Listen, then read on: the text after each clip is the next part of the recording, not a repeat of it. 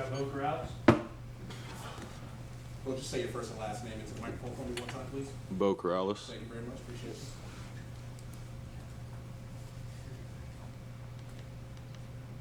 What up?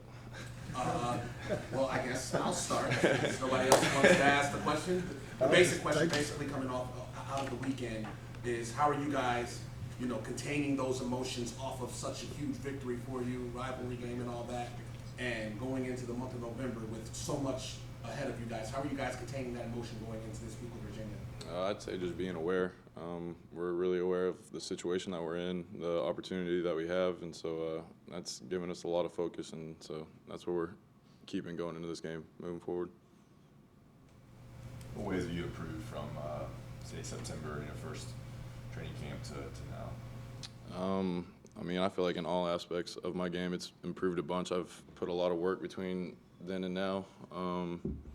I'd also say I say all around just because kind of in that time frame, I was kind of coming off of a little bit of a leg injury, so like I just wasn't at my 100% yet, or that was really right whenever I was feeling back to 100%. So just all that time I've been feeling great from then until now. So just all that time that I've been able to work out, feeling healthy and feeling good. It helps.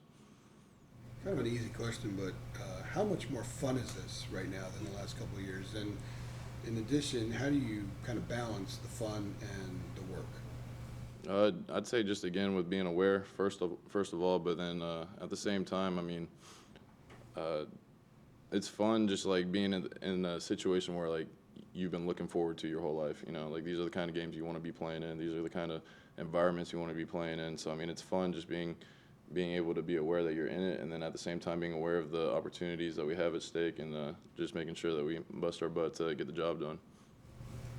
Coach Longos talked a lot about playing instinctively. Is there a period of time with his offense that kind of it takes to just play instead of thinking what you're doing? Yeah, absolutely. I think that was one of the best things that we were able to do as an offense, because Longo keeps it really simple. So for us, learning it in the spring and then all the way through to where we're at now. Several games in, especially I'd say games help a lot too.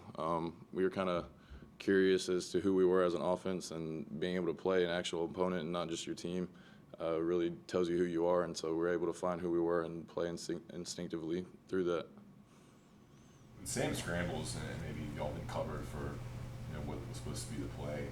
Do you just go look for space, or do you go deep, or what's kind of the move? Do you come back? Is there just it's a funny question because we work on that drill pretty often, or just a scramble drill, like where if we'll let Sam hold the ball on purpose for like a little too long and then just have him roll out.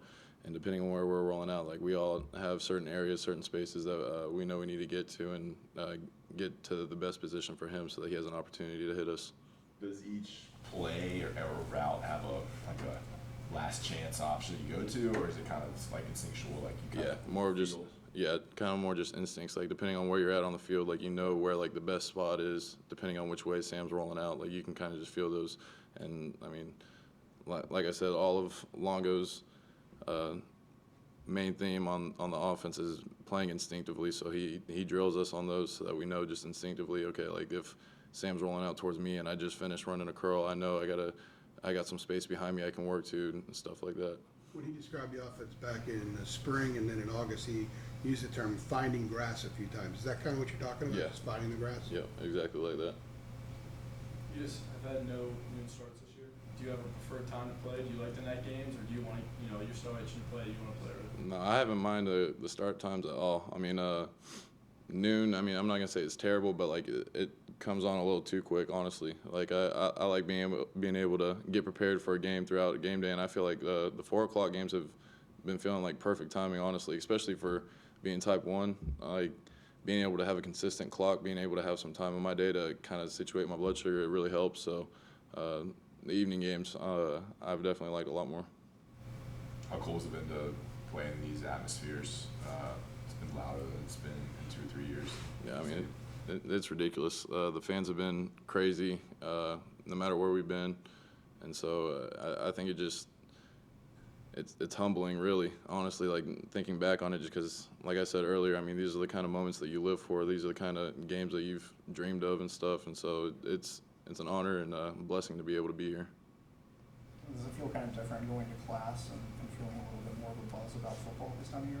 Yeah, absolutely. I mean, they were talking about a couple practices ago. We were talking about how winning's a cure-all for anything. You're feeling bad and like you're sore, you're beat up, you're tired, whatever it is. I mean, if you win, you feel like you're ready to go play another game. You know, so it's just being able to be in this atmosphere, not just in Keenan, but like in Chapel Hill. Like it feels good to make sure that football's back on the rise. But Coach Longos talked yesterday about the relationship that you have with his daughter who has type 1 diabetes too. I mean, what is your relationship like with her in the first place? And then has that maybe brought you and Coach Longo closer because you have such a unique relationship? I'd say a little bit because I mean, whenever Coach Longo first got here, we definitely had sat down and had to talk. I told him about like my issues. He told me about issues he has with his daughter and stuff, and we kind of just took a little bit of time to talk diabetic talk, I guess. But I don't know. I definitely say my relationship with Gianna is pretty interesting. She's really mature for her age, which I'm not surprised because diabetes will definitely put some responsibility on yourself.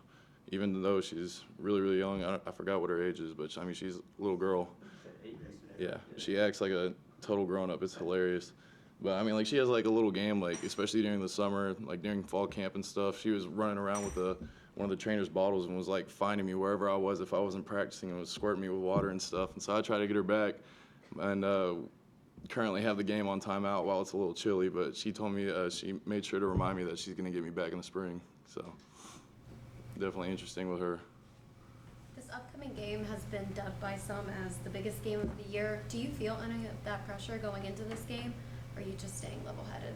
I'd say pretty level-headed, I guess, just because, I mean, as I mentioned earlier, like we definitely know like the opportunities that we're being given right now. But at the same time, like I forgot who the basketball player was that had mentioned it, but I mean, like playing a sport that you love isn't pressure. Like you should never feel pressure from that. Like pressure's like parents having to pay bills and make ends meet and stuff like that. So I'm just excited with the opportunity that we got.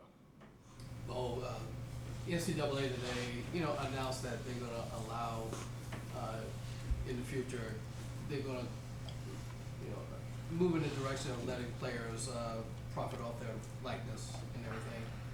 As a student athlete, what does that signal to you? What does that mean to you? I mean, it's exciting to hear. I don't know how accurate their plan to put it into action is, but so I'm not too worried about it or anything like that. But I mean, it's definitely good news to hear. I feel like it's kind of just stuff moving in the right direction. So everybody's got to start somewhere. Everything's got to start somewhere. So I'm excited for it. If you're a guy that has a lot of, say, a lot of followers on Instagram or social media, whatever, and when you're coming into school and everything, it's something that you can maybe profit off of. So is that something that kids look forward to, since you're in that social media age and everything? Oh, yeah, I'm sure. I mean, I don't think my social media fan page is up to that level of status, but I mean, I'm sure guys out there are excited about it. I mean, I don't know why they wouldn't be, Coming up, when you realize you have a chance to be a D1 player, how much did guys look forward to the chance to be in the video game back then?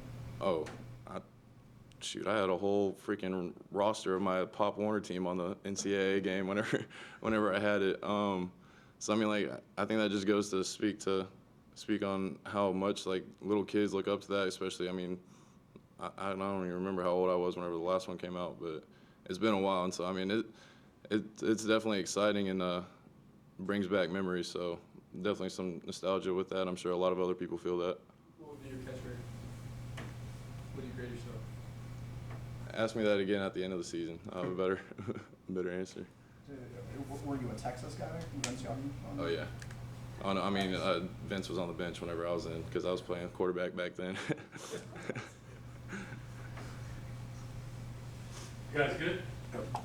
Cool. Thanks, both. Thanks. No problem.